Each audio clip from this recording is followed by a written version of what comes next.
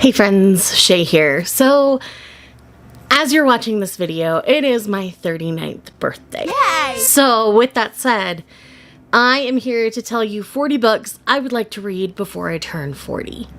Now, is this the most literary list you've ever seen? No. These are just things that I actively have on my TBR or that were recommended from some friends that I really want to get read in the next year.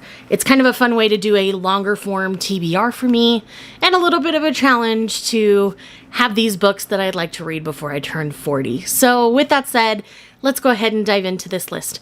I'm going to go ahead and start with the recommendations from friends. I do have 10 friends that have picked out books for me, so we will start with them. And then we will move on to the other books that I just picked out myself. Alrighty, so the first friend I'm going to be mentioning here is Maeve from Maeve Ever Books. She is a dear friend of mine who does live locally, and I was really excited to have her pick out something for me to read. We started out as manga friends, and she's been diving more into books, so it was really fun to have her pick a book for me instead of something manga related. So the book she's chosen for me is This Is How You Lose the Time War by Max Glowstone, and I can't remember the other author, but I know it's El Amith something. Either way, two authors. I've heard nothing but amazing things about this book. Like, I have yet to hear a bad thing about it. So I am very, very excited to finally get around to reading this book. I do own it physically, so it's one that I'll be able to work off my physical TBR as well, which is always a perk. The next one I'm going to have here is actually my spouse. So they would rather remain a little more anonymous online, so I'm not going to give you more details than it's my spouse. And what they chose for me is Mark of the Fool by J.M. Clark. This is an audiobook series that they have been trying to get me into for a very long time. So I am going to go ahead and give this one a try. There's a few other series that he's recommended that I've given a try recently and really been enjoying. So I'm going to add this one to the list of ones I'm trying. Granted, all the ones he's got me currently reading are very long. So I'm hoping I can get to this in the next year. The next one I have here is Robin from Paperbacks and Planners. This is kind of my core book content creator group here. She recommended We Could Be So Good by Cat Sebastian. She's an avid supporter of Cat Sebastian. I've not really read anything, I don't think, by Cat Sebastian yet, which is a shame. But I'm very excited to try this one. She rants and raves about it. By the way, anybody I'm mentioning will be linked down below, so do know that. So I'm very excited about that one. The next one I have here is Steph at Novelty Corner. Again, one of my favorite humans. She's an Australian creator. The day we are ever in the same room, she's going to get the biggest hug from me, and she's been warned already. So the one she chose for me is actually more of like a mystery thriller romantic suspense kind of situation, which I'm very excited to try, and that is The Dry by Jane Harper. So I am very intrigued. I remember when Steph initially read this and was talking about it, and I'm like, ooh, that might work for me. So I'm really excited to give this series a try finally. The next one I have here is Heather from Hio Booktubes. Y'all know Heather. If you don't know Heather, you should definitely check out Heather. Heather has some very fun, like, poke fun at yourself, poke fun at the bookish community kind of videos, as well as many recommendation lists. If you're ever looking for diversity in your reading, like, Heather's a great source for that, where she reads all over the gambit, so it's always really fun to go to her videos and find new creators. So her choice for me was Magic Bites by Alona Andrews. Yes, this is my shame. I have not read this series yet, and all of my friends love and adore this series. So I have a physical copy of Magic Bites. I just need to finally sit down and read it. So that's gonna happen in the next year. Heather's gonna make it happen for me. The next one I have here is Megan from Meowth Vader. She's not making much content these days, but she's still one of my favorite humans on this planet. She chose for me The Main Event by Shelley Lawrenson. And Shelley Lawrenson did the Badger Shifter series that I loved. So I'm really excited to give this one a try, just because I know I like Shelley Lawrenson's writing, but yeah, I'm kind of here to try this one. Next, we have The Amazing May from This Past Romance, one of my dearest friends. She lives out in Kentucky. I got to meet her in person finally earlier this year. And I am very much looking forward to reading Truly, Madly, Deeply by Alexandra Bellafleur, which is the recommendation from May. This is a contemporary romance inspired obviously by the characters in Stranger Things, but very much kind of its own thing. And it's bookish to boot. So that definitely doesn't do anything bad for me. The next one here, none of you are surprised to have Izzy picking out a book for me because Izzy is amazing, one of my favorite humans. We've met several times in person now, and I'm really sad. I was supposed to be at Stevie with all of them right now, and I'm not, just because life, but yes. She picked out The Day of the Duchess by Sarah MacLean for me. Now, historical romance is something that I haven't been reading a lot of lately, but Sarah MacLean is always an author that I very much have enjoyed. And for some reason, when I've been reading all of her stuff, I just ended up skipping this one. She also caveated it with, this one is controversial to a lot of people, so I'm interested to hear your thoughts. So I might make a vlog out of some of these from friends. I don't know. Either way, it's going to be a good time. So the next one I have here is Ian over at Ian Goobly. And this is a local to me content creator. He and his wife Ashlyn have both picked books for me. So Ian's pick for me was The Prince of Tides by Pat Conroy. Ian reads a lot of historical fiction as well as epic fantasy, though he doesn't get along with Sanderson like I do. So it's very interesting. We read a little bit different, but we read enough the same that I'm very intrigued. And then Ashlyn's choice for me, I believe, was also a historical fiction, which was Beneath a Scarlet Sky by Mark Sullivan, which, again, I've heard amazing things about from these two, so I'm very excited to give this one a try. So those are the 10 friends who have picked out books for me to read. I'm very excited for each of these books. So let's get into the other books that I've picked for myself. So the first two are the last two books in the Wheel of Time series. So Tower of Midnight and Memory of Light, just because I would like to finally say I'm done with the series. This one's always been hard for me just because so many of the names are so samey, but we're into the last two books. These are ones that Sanderson also wrote, and we all know I like his writing. The one before it, I remember really enjoying. Why I didn't continue in that moment, I don't remember, but I'm going to go ahead and dive into these last two and get it finished. And then obviously on this list, because it comes out in the next year, is Wind and Truth by Brandon Sanderson. I don't think there's an official cover quite yet, hopefully soon for this one. And this one's the UK cover. But again, book 5 in the Stormlight Archive, I'm very, very excited. Next, we have the next book in the Duskwalker Bride series, which is called A Soul to Touch. Y'all know I loved A Soul to Keep so very much that it shouldn't surprise you that this is on my list. I was second guessing myself on whether my mic was actually on or not, so I'm very glad that it's actually on.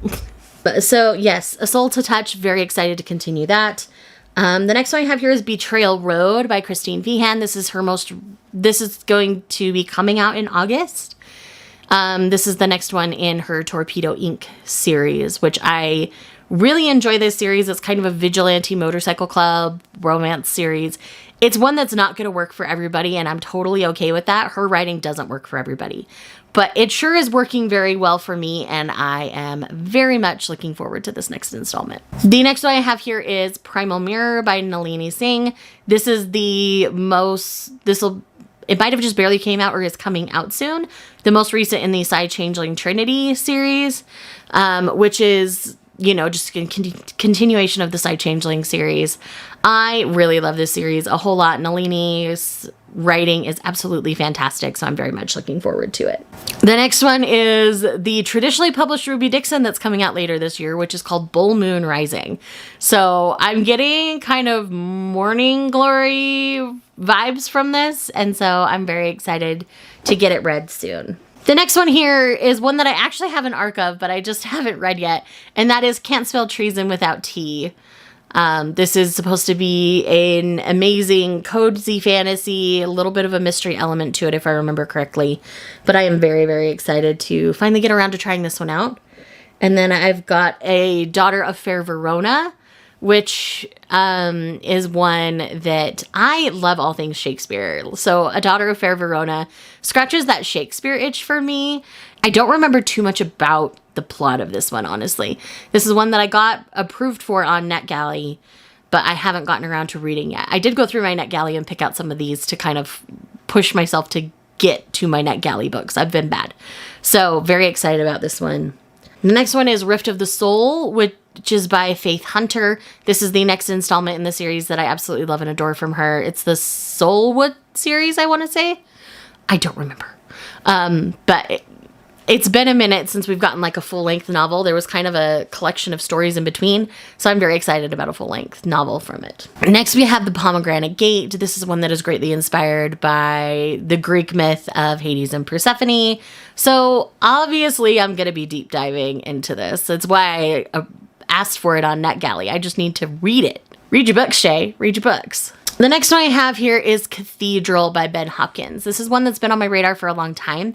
I'm actually in the middle of reading this one right now, so this is a little bit of an easy win in this state, and I'm buddy reading it with Ian that I mentioned earlier, so I'm very excited about the video that will come out discussing it. The next one I have here is The Women by Kristen Hanna. This is her most recent book, and I'm very much looking forward to reading it. I believe it's about the Vietnam War or Korean War. I don't remember which war. Anything I've read by her has been a win for me at this point, for the most part.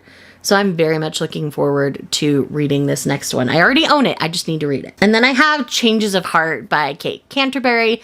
This is the one that I already started after making the list. Wedding Crashers doctor-style romance. So I'm here for it thus far. I'm really here for it thus far. Next, I have the next installment in The Burning Witch, which is number 3.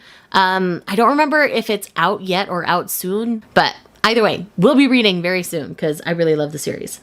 The next one I have here is another shame as a romance reader, and that is Indigo by Beverly Jenkins. This is her most beloved, most well-known book, and I haven't read it yet. And I've read quite a bit of Queen Bev. I just haven't read this one. So this is the one that I'm challenging myself to get read in the next year. The next one we have here is Gravity by Tell Bauer.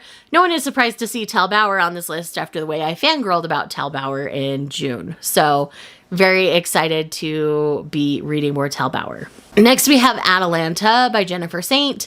Reading more Jennifer Saint in general is more what this is kind of representing. I read Ariadne and really loved it, so I might read Electra and then Atalanta, and then we have Hera. So she's got quite a bit that I could read. So as long as I read one of those 3, I'm going to count this one as a win, just because I want to read more Jennifer Saint. That's what this is representing. The next one we have here is Hawk Maiden. This is a spin-off series from the Spellmonger series by Terry Mancour that I'm interested in. It's following Dara, who's a character that you spend a lot of time with early in the Spellmonger series, but then all of a sudden you're not spending time with her. And I kind of missed spending time with Dara, so I really want to give this series a try. The next one here is kind of another given with my recent reading, and this is He Who Fights with Monsters, Book 3.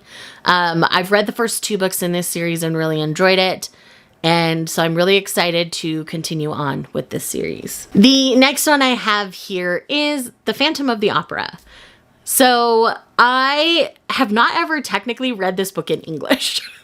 I only read it in French in my French class in high school. I own a gorgeous word cloud copy, so I'm challenging myself to finally read it in English and see if it hits different than it did in French.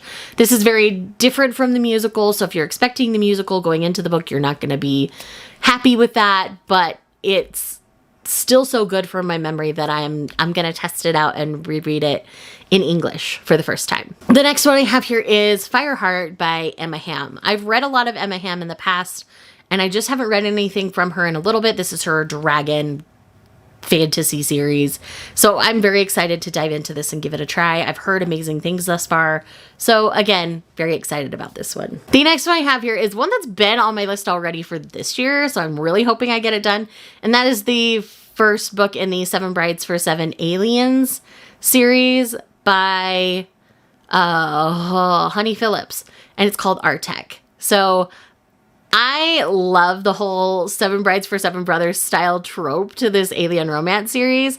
So I really want to give this first one a try. I've heard really good things about this first one as well. So the next one I have here is a fantasy romance that I got on a Stuff Your Kindle day, and that is called The Moonfire Bride. Yeah, The Moonfire Bride. I just remember being very, very intrigued for this. And so the fact that it's sitting on my TBR, I got it for free.